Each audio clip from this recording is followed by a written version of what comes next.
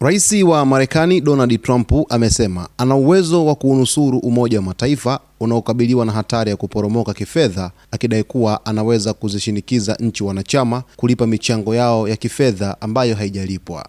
Katika mazungumzo mafupi ya simu na jarida la Politico akiwa jimbo la Florida, Trump alijionyesha kama mtu pekee mwenye uwezo wa kutatua mgogoro wa kifedha unaolikumba shirika hilo la kimataifa, huku akisema endapo UN ingemwomba msaada angefanya mara moja. Trump alisema hakuwa anafahamu kuwa Marekani ina deni la mabilioni ya dola kwa Umoja wa Mataifa, lakini alisisitiza kuwa hilo halitakuwa tatizo kubwa kwake.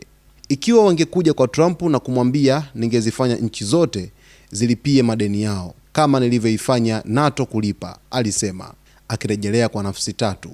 Ninachohitaji ni kuzipigia simu nchi husika na zingetuma hundi ndani ya dakika chache. Kauli hizo zimekuja kufuatia ripoti ya gazeti la The New York Times liliripoti kuwa maofisa wakuu wa Umoja wa Mataifa wameonya kuwa shirika hilo linaweza kulazimika kupunguza shughuli zake au hata kufunga makao makuu yake ya New York endapo litaendelea kukosa fedha. Hata hivyo, Trump alipuuza kabisa uwezekano wa UN kuondoka Marekani. Sidhani kama hilo linafaa. Umoja wa Mataifa haitaondoka New York wala haitaondoka Marekani. UN ina uwezo mkubwa sana, alisema Trump, akichukua msimamo wa kulilinda shirika ambalo mara nyingi amekuwa akikosoa vikali. Umoja wa Mataifa haukutoa majibu rasmi kuhusu kauli za Trump. Kauli za Trump zimeonekana kuwashangaza wachambuzi wa siasa za kimataifa, hasa ikizingatiwa kuwa rais huyo amekuwa akisisitiza sera ya America First na amejiondoa kwenye taasisi nyingi za kimataifa katika mihula yake ya kwanza na ya pili ya uongozi.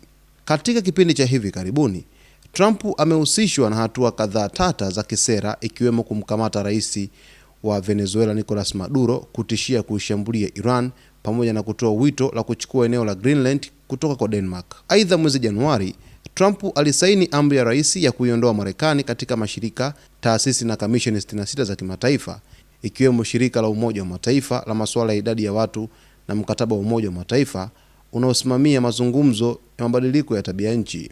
Mwaka jana utawala wake ulipunguza kwa kiwango kikubwa misaada ya kigeni, kulivunja shirika la USAID na mara kwa mara umeelezea taasisi za kimataifa kama mifumo inayotumiwa na mataifa mengine kuinyonya Marekani.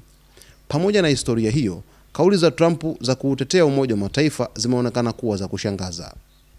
Ingawa alikiri kuwa UN imeshindwa kutimiza malengo yake kikamilifu, Trump alisema bado anaamini shirika hilo ni muhimu kwa dunia, hasa kwa mustakabali wa suluhisho migogoro ya kimataifa.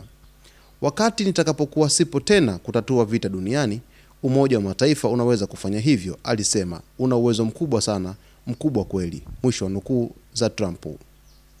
Rais Trump anazidi kuweza kujionyesha kwamba yeye ni msovu wa migogoro mbalimbali ambayo inatokea duniani, lakini akisema kwamba anaweza pia kusovu tatizo la kifedha ndani ya Umoja wa Mataifa, ambapo ripoti zinaeleza kwamba UN kwa hivi sasa ina uhaba mkubwa wa kifedha na kushutumiwa kwa nchi wanachama kutolipa michango yao katika shirika hilo, huku Marekani ikiwa inadaiwa mabilioni ya fedha.